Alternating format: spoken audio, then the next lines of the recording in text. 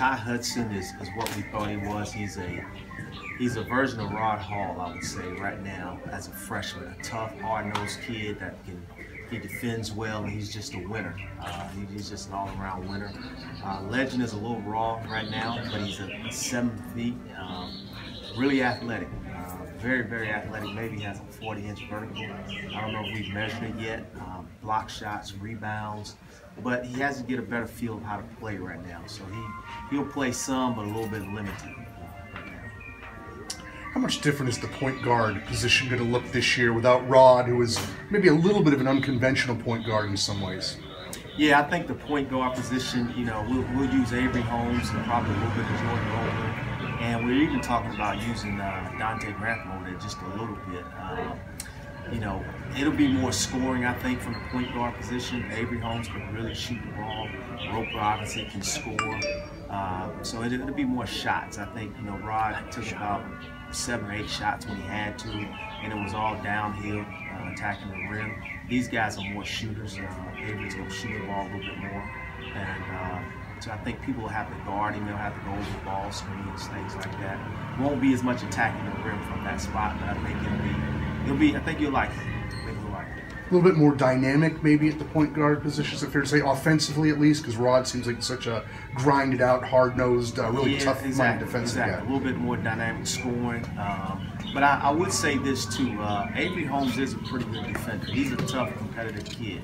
Probably won't be as good as Rod is with all the experience that Rod had, but he does do a good job on the ball and defending the ball as well. What is it that Avery can bring from a ball handling, attack and pressure standpoint?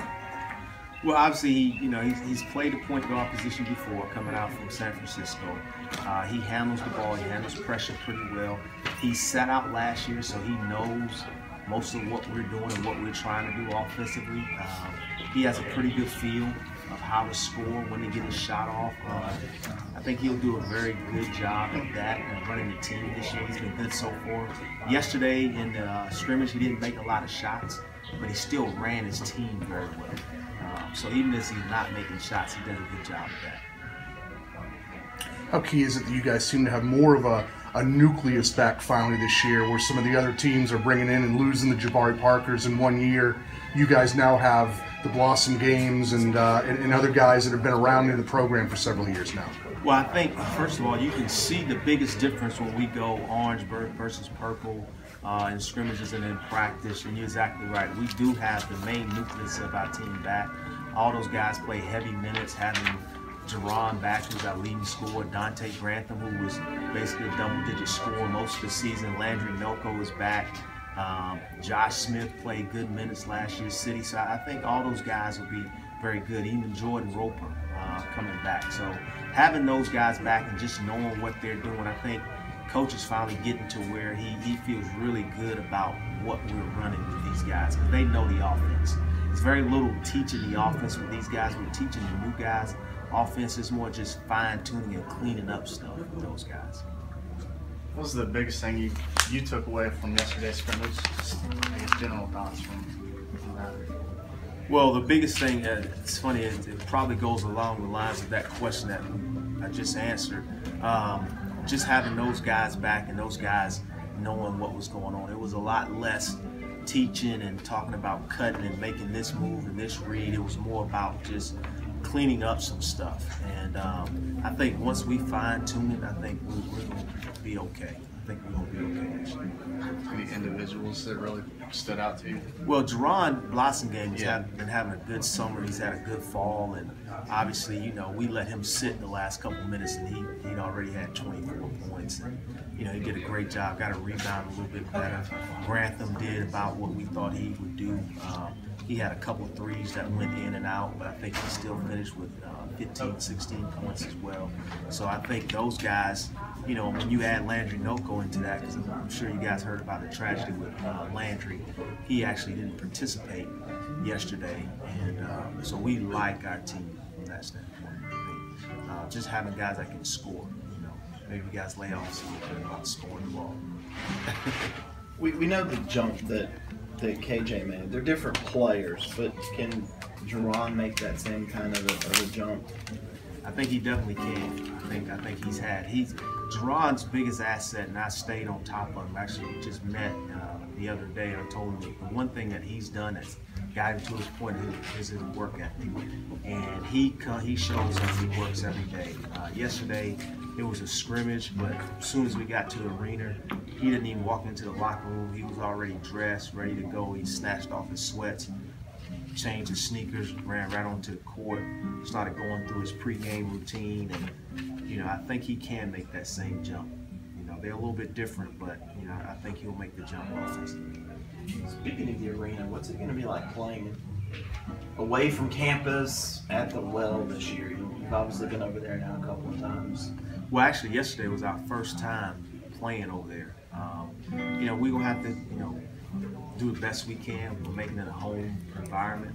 We like the setup over there.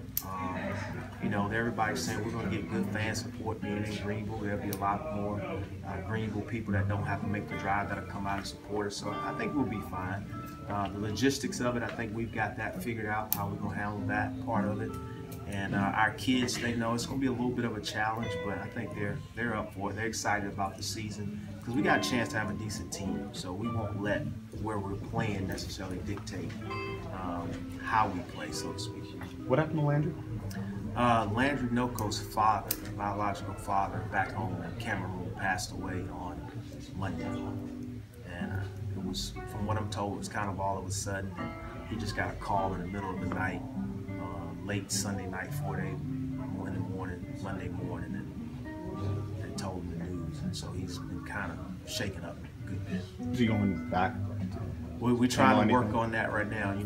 We're trying to communicate with the people back in Cameroon and just seeing when they're going to make the arrangements and what's going on with that. And from that standpoint, and we're going to do everything that we can to get him back there so he can be there with his family for a few days. How close was he to his father? It was his father. They were very close. His biological fathers, they were pretty close. Obviously he hadn't been home. He's been living in the States for the past couple of years, so, but they had a great relationship, and, his host family that's here in the States has been up here to see about him, and, we've just been kind of trying to give him some space and, allow him to grieve a little bit. And like I said, again, we're going to try to help him get back and do everything we can on our end to get through it. Basketball-wise, where do you want to see Landry grow this senior year? Rebounding the ball. I think, as post guys, a lot of guys, they worry about getting touches and catches and scoring. And I think if you do a better job of rebounding the ball, you'll get some of those putbacks and you'll get more touches. That helps energize you. It helps energize the team. One of the things that I've talked to Landry about is we're keeping a stat with him this year. I am, and we're talking about 1 rebound every 3 minutes. It doesn't seem like a lot, but when you add that up through the course of the game, that's a double-digit rebound. Mm-hmm. So I think he's actually doing it. We started the season, he was at 0.8 or something like that in practices, and I think he's up over 1.2 now. So that's just one of the things that we're going to try to drive on. It's just becoming a better rebounder. Is a mean streak something that can be developed as he gets older or more experienced? I don't know. I think that's one of those things where, we've got good kids, and Landry's a good kid. I don't know if he has that mean streak in him that you can kind of fester. I don't know, but he is a competitor, and he is a winner, and he's trying every day. So, he competes pretty hard. So. Jordan Roper is a guy who's a senior. Do you expect him to take on a leadership role for the team this year? Yeah, we do, and he actually has. He's done a great job of, trying to organize guys for pickup, free play, and things like that. He's worked a lot with the media and doing binds and things for the team, but we do expect him to take a little bit more leadership this year, and he actually has done some of that. Are there any other guys on the team who have stood out in terms of stepping up? Obviously, we're harping on this a little bit, but Blossom again. You're going to hear that name a lot. He's actually, done a great, unbelievable job of just not always talking about it. You say don't talk about it, be about it. But he's done a great job of leading by example. He's in the gym. He's the first one in the gym. He's the last one to leave. He's in the gym at night getting up shots. He's bringing guys with him to get up shots. He's doing an outstanding job. How important are the roles of Marquise and Shelton to this year's team, even though they're not eligible? How big a role they play in helping you guys get ready every week in practice? Well, that's actually a very good question. We talked about that yesterday after the scrimmage that we had over there in Greenville. Those guys are going to be very key because they're very good players. Those guys are very good players. And for our guys to have to compete against guys at that level every day is going to help us. Like guarding ball screens with Shelton Mitchell coming off ball screens, you've got to do a great job guarding ball screens or he's going to pick you apart. So that helps our team in that aspect. Guard Marquise, just trying to keep him out of the lane, keep him from scoring, that helps our guys defensively. Dante Grantham trying to guard him, he'll learn how to stop him. A pretty good offensive player. So those guys will be very, very key. Maybe I don't have to run around as much on the scout team. We got better players now that can do that. So, how do you handle keeping them motivated every day, knowing that they're not going to see the fruits of their labor right away? Those guys have been great so far. That's something that we got to keep an eye on, is just keeping those guys motivated to practice every day, especially once we get into games. I think we just talk to them. They want to be good players. They want the team to be good. And I think as long as they continue to buy into the team and the team being good, I think they'll stay motivated to help us.